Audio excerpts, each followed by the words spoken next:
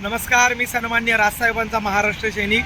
मागच्या वेळी पावसाळ्याच्या आसपास महाराष्ट्र नवनिर्माण सेनेने कळंबोलीमध्ये रस्त्यासाठी भव्य आंदोलन केलं होतं आणि त्यावेळी महाराष्ट्र सैनिकांवरती गुन्हेही दाखल झाले।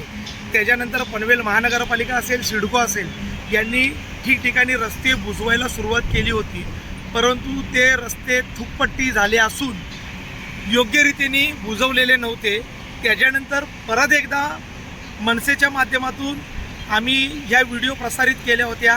त्याच्यानंतर महानगरपालिकेने पुन्हा एकदा सुरुवात केली आणि आज आचारसंहिता लागू आहे आणि आचारसंहितेच्या वेळी पनवेल महानगरपालिकेने परत रस्ते बुजवायचे काम आणि नवीन रस्ते बनवायचे काम हाती घेतलं आहे। आम्ही पनवेल महानगरपालिकेचे शतशः आभार मानतो की आपण सन्मान्य राजसाहेबांच्या पत्राची दखल घेतलेली आहे।